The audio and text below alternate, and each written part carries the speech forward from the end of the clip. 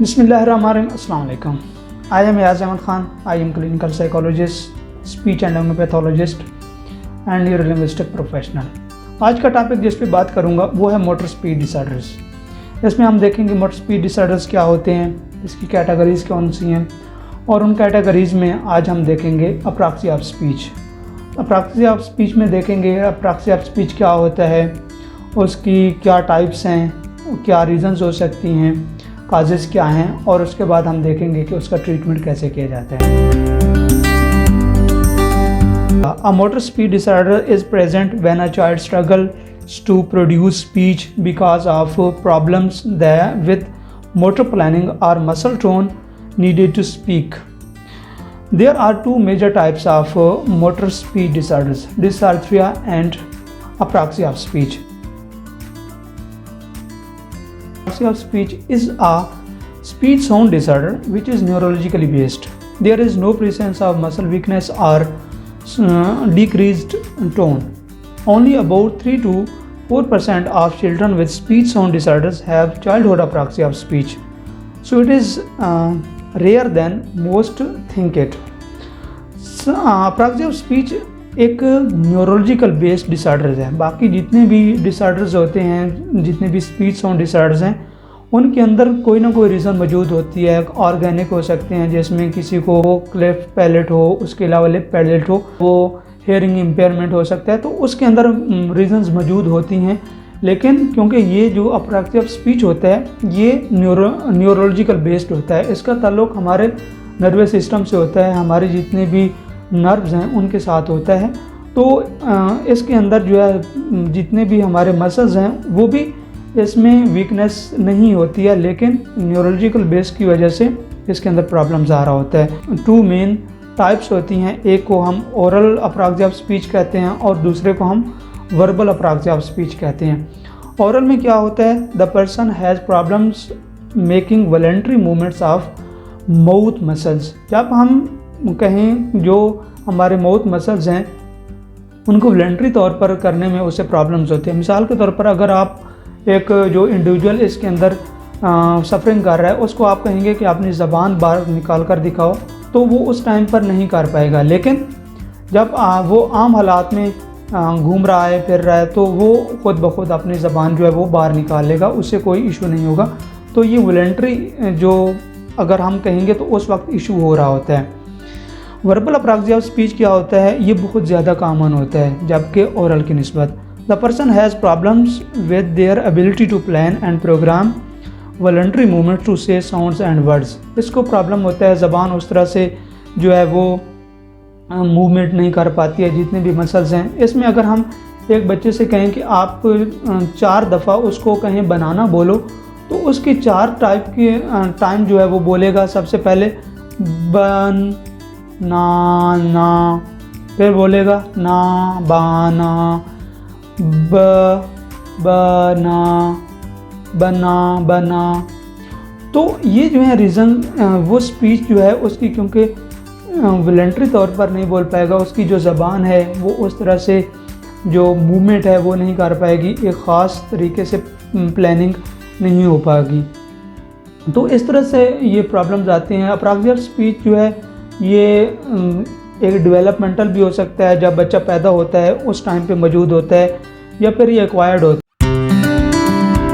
है कि motor difficulties होती हैं। उसमें grouping of facial muscles during speech task, जब बात कर रहा होता है तो उसके जितने भी फेशियल मसल्स हैं उनके अंदर ग्रुपिंग हो जाती है, मीन्स के वो एक तरह से दब जाते हैं, घुट जाते हैं।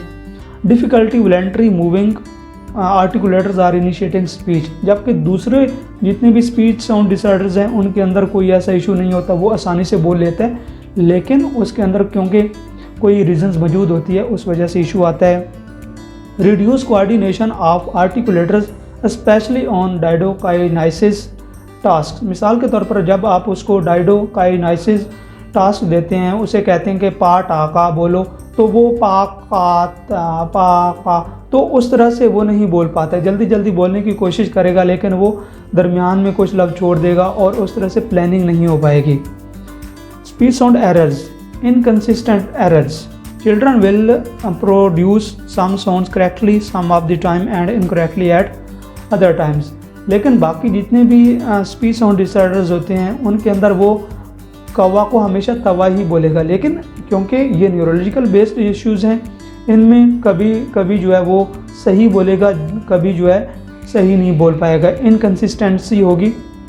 प्रोसीडी जो है उसके अंदर may speak with an odd rate, may use a monotone voice, कभी वो ऊंचा बोलेगा, कभी क्या है कि उस अल्फाज को एक टोन में जो है उसकी प्रोसीडी वो ठीक नहीं होती है। स्पीच परसेप्शन जो है may have difficulty with auditory discrimination, उसको स्पीच को डिस्क्रिमिनेट करने में डिफ़िकल्टी आती है, वो उसको सही से नहीं बोल पाता है। Language expressive and receptive language deficits are very common in conjunction with child apraxia. This is not always true with other speech disorders, जबकि दूसरे जितने भी डिसऑर्डर्स होते हैं उनके अंदर ये चीज़ कॉमन नहीं होती है और उसको प्रॉब्लम्स होता है कि वो किस तरह से इन चीज़ों को परसीव करता है। जैसे डाउन सिंड्रोम है, फ्रजाइल एक्स सिंड्रोम है, इसके अलावा जो है फैमिली, अगर फैमिली हिस्ट्री मौजूद है तो वो रीज़न भी आ सकती है। इसके अलावा a child had gross fine motor coordination के अंदर प्रॉब्लम्स आता है, इनकोऑर्डिनेशन है। इसके अलावा अब नॉर्मल फीडिंग पैटर्न्स वर ऑब्जर्व्ड, अगर पैटर्न गलत है फीडिंग का, फीड नहीं कर पा रहा है सही तरह से। इसके अलावा हमारे जितने भी, अगर बच्चा सही से खेल नहीं पाता है और उसके साउंड्स को और फेशियल एक्सप्रेशंस को इमिटेट नहीं कर पाता है, ये रीज़न्स भी हो सकती है। इसके अलावा जो है बच्चा जो है फीडिंग प्रॉब्लम्स के साथ है। इसके अलावा लिटिल वोकल प्ले और बैबलिंग, वो सही से वोकलाइजेशन नहीं कर पाता है। और इसके अलावा कोई भी बात बोली जाती है उसको उसी तरह से इमिटेट नहीं कर पाता है। डिले स्पीच है अर्ली। और इसके अलावा बिहेवियरल इश्यूज़ हैं जैसे टेंट्रम पैटर्न्स हैं, इसके इनफ्लेक्सिबिलिटी इनसे सोशल सिचुएशंस के अंदर है। और difficulty making normal progress in speech therapy, अगर वो, क्योंकि हमारे जितने भी मसल्स होते हैं उसको एक ख़ास तरीके से अगर वो मूव नहीं कर पाते हैं तो ये रीज़न्स आ जाती हैं। अब हम देखते हैं इसकी ट्रीटमेंट कैसे की जाती है। इसकी ट्रीटमेंट स्पीच थेरेपी है। स्पीच थेरेपी में जो स्पीच थेरेपिस्ट होता है उसका एक पूरा प्लान बनाता है, या उनकी एक्सरसाइजेस करवाई जाती हैं, ज़बान जो टांग है उसकी एक्सरसाइजेस करवाई जाती हैं। इसके अलावा जो नर्व्स होती हैं उनकी एक्सरसाइज करवाई जाती है और एक पूरा प्लान बना के, और इस तरह से जो अप्रॉक्सिया स्पीच है इसको ट्रीट किया जाता है और बच्चा जो है नॉर्मल आ सकता है। अगर इसको अर्ली डिटेक्शन कर ली जाए और स्पीच थेरेपी प्रोवाइड की जाए तो इसके अंदर बहुत इफ़ेक्टिवनेस है और बच्चा जो है प्रोग्रेस शो करता है।